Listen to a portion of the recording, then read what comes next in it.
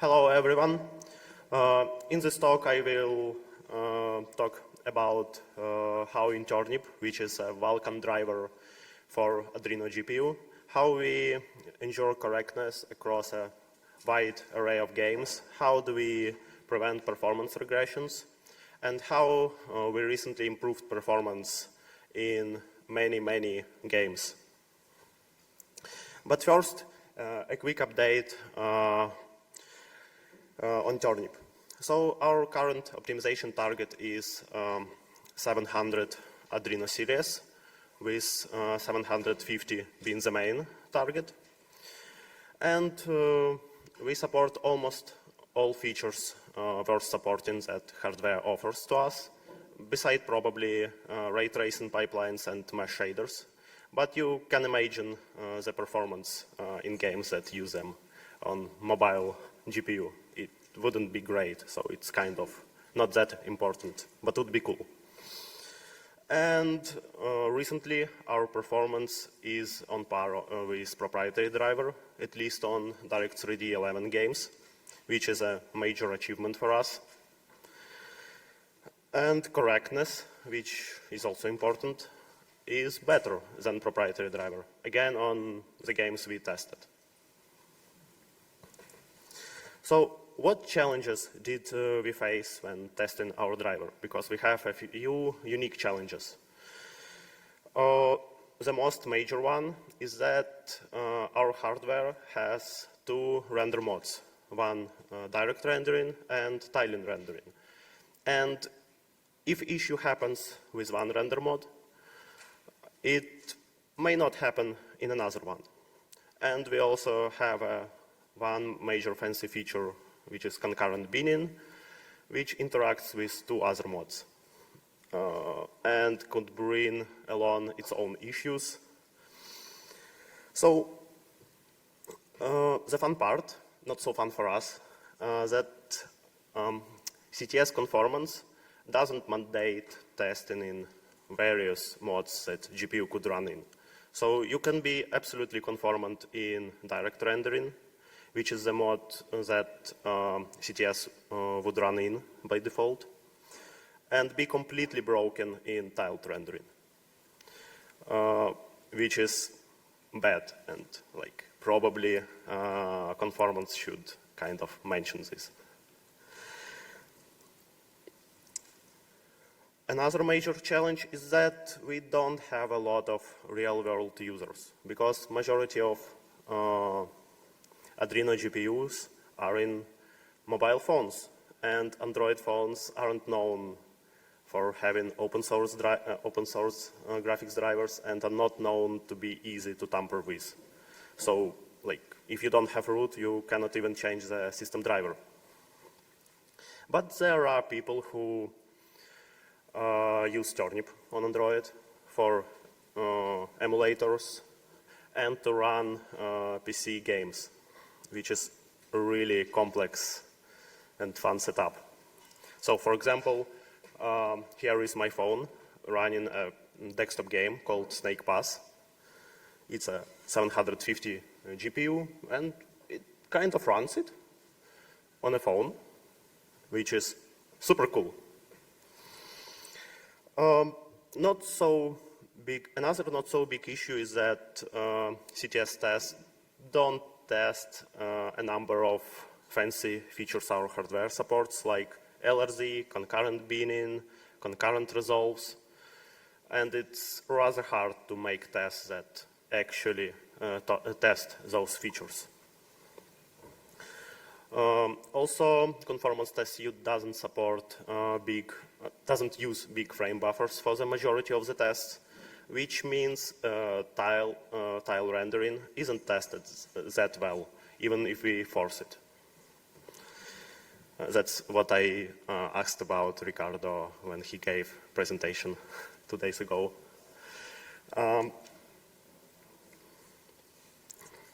Okay, so how can we ensure correctness?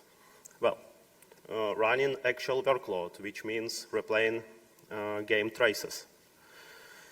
But we found that single frame captures are much better for us to test correctness and even good enough to test performance. Everyone knows that like capturing GFX reconstruct trace will reproduce the most of issues.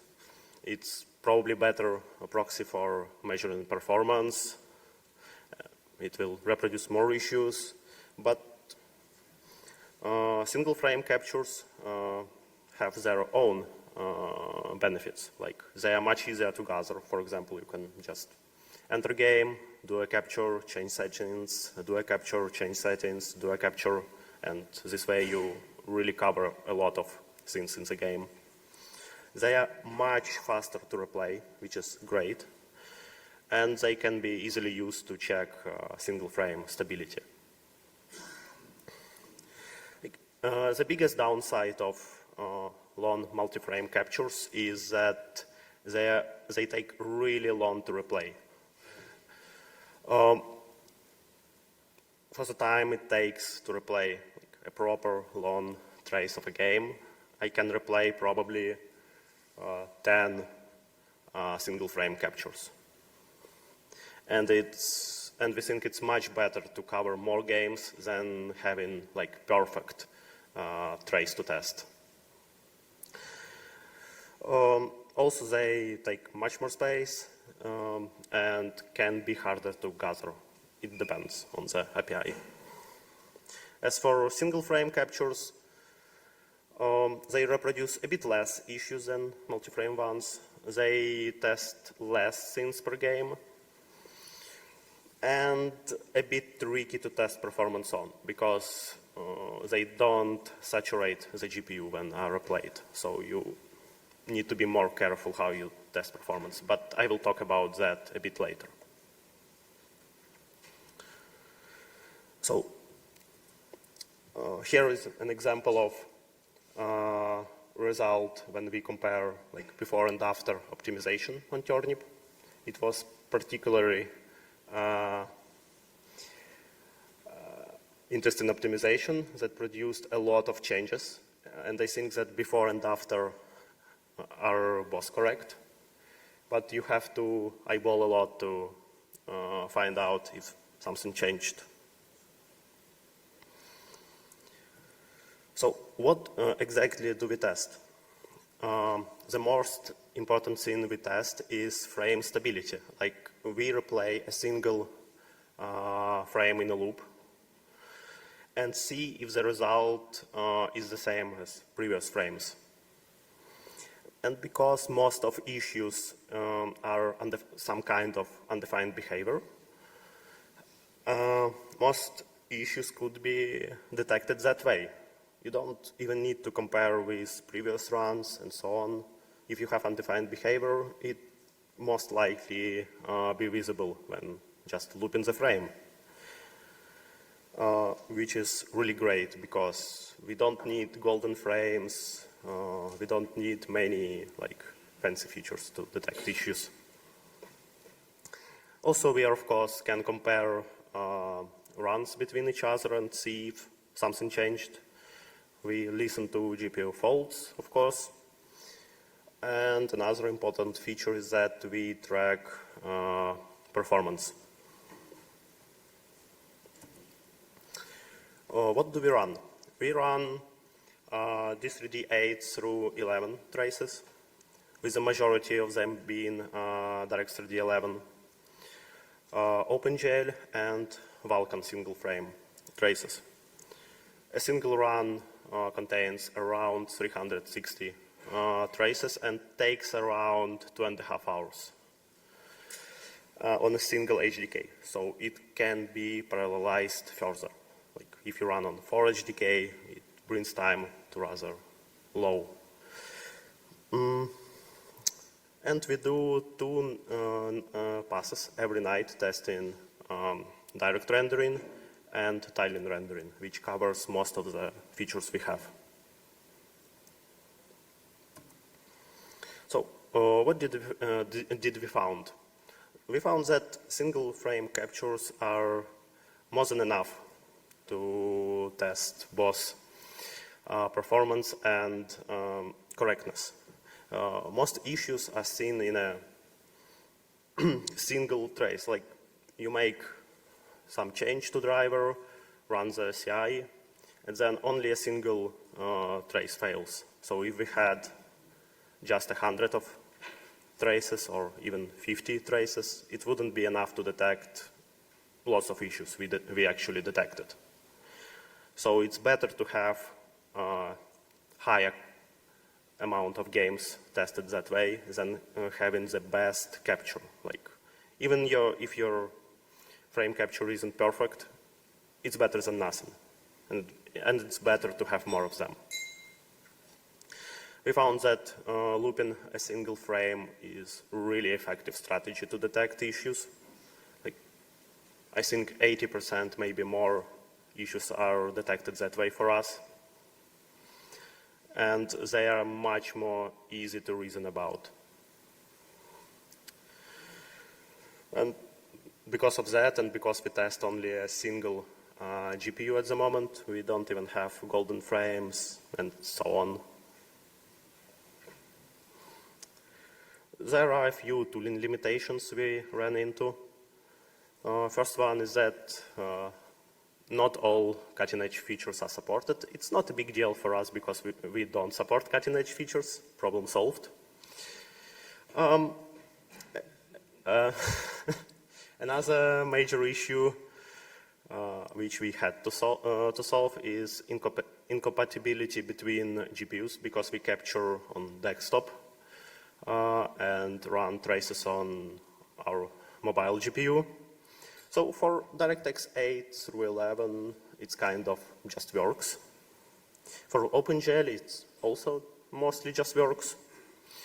But for Vulkan, no, especially if you try to replay RenderDoc captures that way.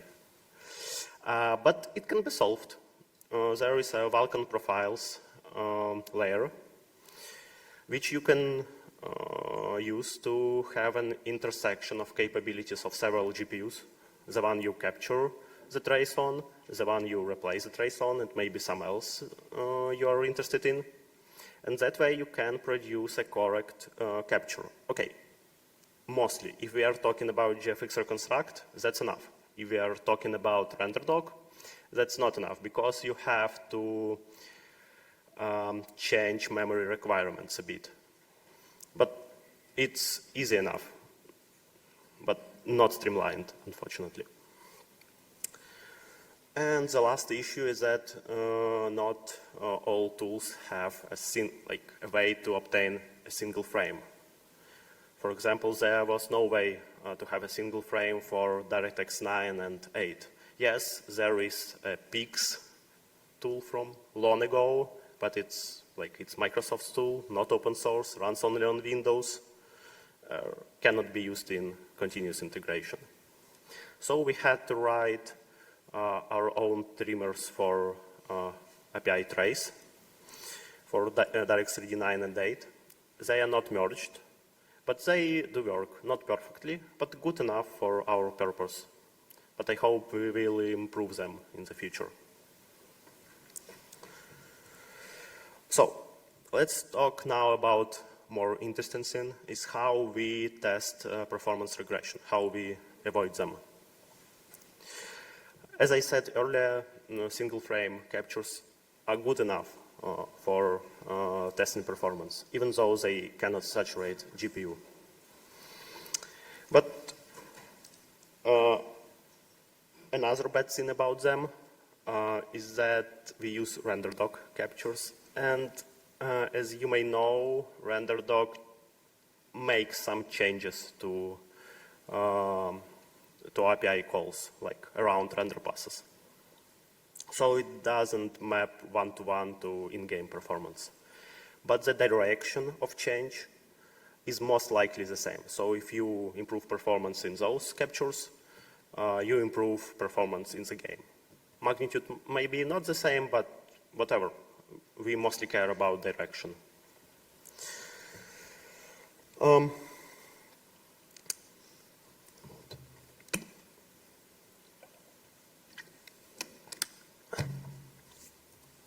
So how do we do that? We implement utrace methods framework for command buffer instrumentation to get trace points around command buffers, render passes, dispatches. That way we can precisely measure what we want to measure and dump the statistics into file to parse it later on, CI. So we loop a single frame around 10 times. We discard first and last frame, and then just average out the durations. Well, is it a proper way to do this? No, we don't do any even simple statistics on that. It's not great. But on average, when running all those traces, it kind of works. So if you want a standalone tool, especially if you already implement utrace, you should check out GPU trace perf tool from Anhalt. It uses proper statistics. It's great, and you should use it to quickly check your changes. Definitely check it out. So now I will give a little sales pitch for implementing utrace.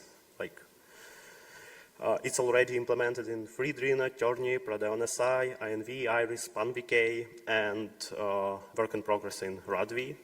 If you haven't integrated it, just do it. It's rather simple and doesn't require much from your GPU, only ability to write timestamps from your command processor, and gives a lot of benefits if you care about performance. So it allows you better integration with tool I mentioned. It allows you to later integrate with Perfetto, which, well, awesome tool to show you performance of the whole system. It allows you some little but useful things like showing off indirect parameters or things like read from memory you care about. In example, we display if LRZ is enabled for render pass, which is calculated on the GPU. And with it, you can insert some markers in your command stream and decode them when you dump it to the text file, so you can much easily navigate it. I think only Turnip implements that, but it was a nice feature to have if you have trouble navigating your command stream dumps. Okay, back to our CI. How we have a nice graphic from our nightly runs, which shows performance improvements. You can see performance improvements in render passes, in compute, in dispatches, and total improvement. It's a nice way to track if someone broke our performance and how great it is. We also can compare performance between runs. It's not great because we don't use any statistical analysis, so we don't have any confidence intervals. But for DirectX 11 traces, it kind of works. If you see a difference of 10% on a single capture, you should go and investigate it. It's mostly worth it. And that way we ensure that our new merge requests don't regress performance. We run them before merging and, well, performance improves, no regressions.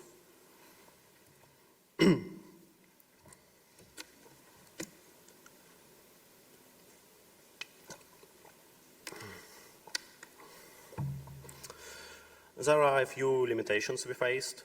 One interesting limitation regarding performance is that real games do use actually RAM. So And depending on that, performance of GPU changes since it's sharing the RAM with the game. But we don't account for that in our CI system. We probably can if we run some memory saturation in the background, but it's something to be investigated. And it's interesting how much games RAM usage affects the rendering performance. Another one is that individual traces, as I shown before, are rather noisy. They can be noisy, depending on the trace, especially DirectX 38 and 9. We just don't look at them for performance differences because they are too fast for us to measure properly. And at the moment, we don't account for performance improvements that happen when we upgrade translation layer. So we don't upgrade it much because we use the XVK for DirectX 8 to 11 captures. So recently we improved our performance a lot. It's now on par with a proprietary driver. But how did we do this? We have different pain points than desktop GPUs because we are mobile GPUs. We have a bit different hardware optimizations. At that time, like half a year ago or even less, we were clearly behind a proprietary driver in performance. We knew a few games where we were much slower, but it didn't help us knowing the games themselves because how do you go from that to actually improving performance in your driver? The tooling for measuring performance for a proprietary driver isn't great. It can be hard to use with games we wanted to test and so on. And it didn't show performance for individual draw calls because you know that this render path is slow for us and fast for proprietary driver, but what do you do with that? Inspect all these hundreds draw calls? It's hard. So we decided to make some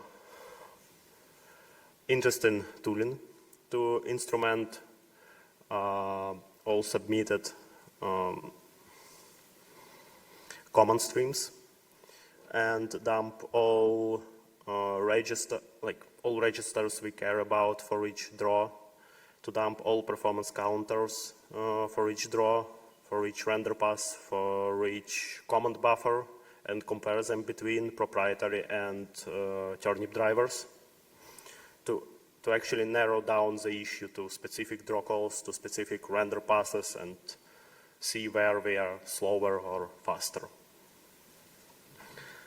Here is an example of a big spreadsheet we did for that. It shows the difference between registers. It shows the difference in time. So how did we do this? Turnip and proprietary driver have different capabilities, and we want to replay exactly the same trace between them. So we made a compatible GFX reconstruct trace with Vulkan profiles I talked about earlier. So you can have a single same trace replayed on both drivers with an intercepted command buffer submitted to the kernel and patch them. Patch around every command buffer, render pass, draw call, dispatch, to dump registers, gather performance counters, and then we merged all this data in a huge spreadsheet. Here, how many performance counters did we get? All of them. hundreds and hundreds performance counters for thousands of draw calls. That was fun, but it worked. But was that even useful? That's the question I asked myself when I was working on that, because it took quite a while to make it work correctly and actually gather some useful data. Well, comparing registers was a total success. We fixed a lot of issues around low resolution Z. We found a few important optimizations, which in total improved performance sometimes up to 40–50% in some games, which is absolutely great. But what about performance counters? Were they useful? Well, yes and no. I found a few issues looking at them, but in the majority of the cases they were not helpful at all. A lot of performance counters are just interdependent. They are hard to decipher.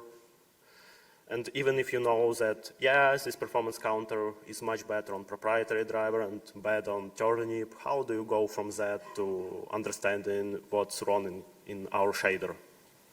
Like, I have no idea for most of them. You just stare at them, stare at the shader, and like, I don't know what's going on. It's just hard to compare them between drivers. Maybe on one driver, when you compare between changes, they're useful, but between drivers, it's really hard. So, what are our future plans for CI and performance? We need to improve how we report failures in CI, because at the moment there is a lot of eyeballing, and we probably need to introduce some masks that will tell with which we can tell that it's already known issue, like the frame is known to be unstable. We don't need to report it.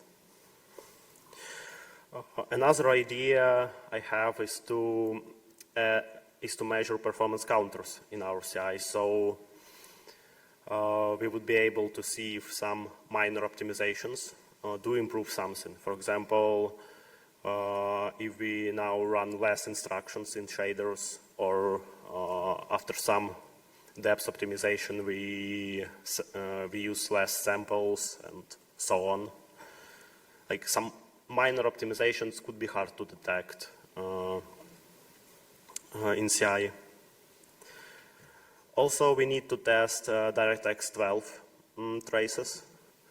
Well, the major roadblock we are working on is to make them compatible between GPUs, again, because we want to capture them on desktop and then replay on our hardware.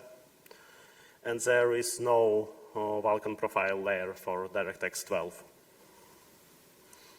And we want to work on more micro benchmarks for some features we have in the driver, to compare it with proprietary driver and to have some narrow target to optimize. Well, that's all. Ask away.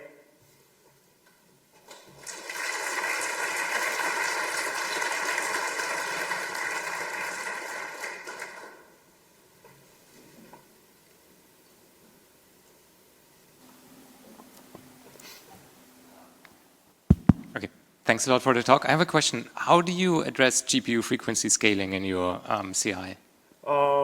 We pin the frequency. Okay.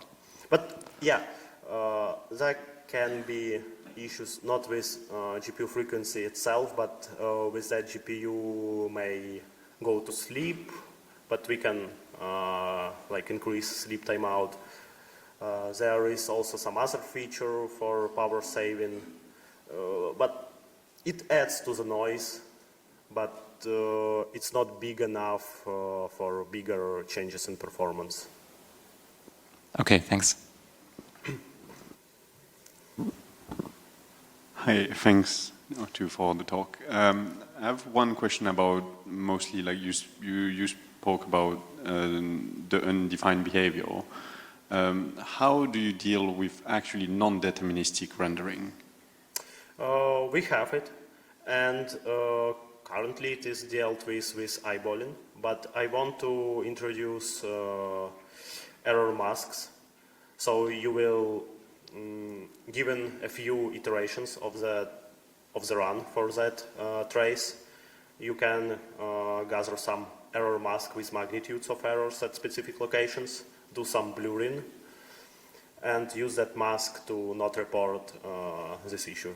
It's in the plans. But again, if you look through all the traces for a while, you kind of know which ones are unstable, which ones are stable, and if you see like some object missing or completely different color, you mostly know it's an issue. But you have to care about like CI and actually look into it. Hey, on your right. I was wondering your counters when you're dumping them per draw calls. Does that have any impact on your like runtime or the performance of running the trace? Or is it to zero cost? So does uTrace itself has performance impact? Well, it probably has, of course, some performance impact, but it should be stable. Like it doesn't change between runs, so okay. It doesn't matter for CI. Yeah, we've noticed on our hardware, like if you do more than like 32 or something, depending on the generation, the hardware will just stop pipelining stuff into the 3D pipelines, just because it's running out of slots to write the timestamps. And so it depends what you care about measuring. For example, if you measure individual draw calls, that would be a problem on any GPU, I think, unless you have some really fancy hardware support to asynchronously measure that. But we do not, like, for CI, we do not measure individual draw calls. We measure entire render passes. So it's not a big issue there. Like, it can be, and it will be with concurrent binning, but for now it's not a big issue. It still gives us the correct direction of performance change, which is important. okay, thanks. And as for making the replay of DirectX 12 traces compatible or between hardware generations, you have a lot of stuff do you need to do for that? Or is your hardware mostly like, requiring the same alignments and sizes for images and then? Well, at the moment, majority of our traces are DirectX ones. They don't have this issue. But for Vulkan ones, you would think that new hardware has all the features of old hardware. So when you make the capture, you create a Vulkan profile that intersects capabilities of a few GPUs you care about. And you change the memory requirements.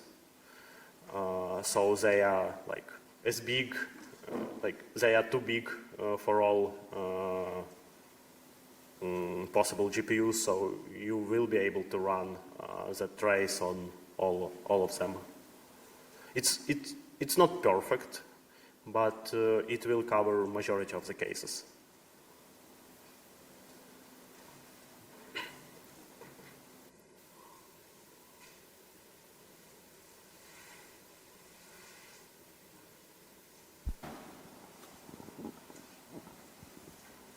I guess no more questions?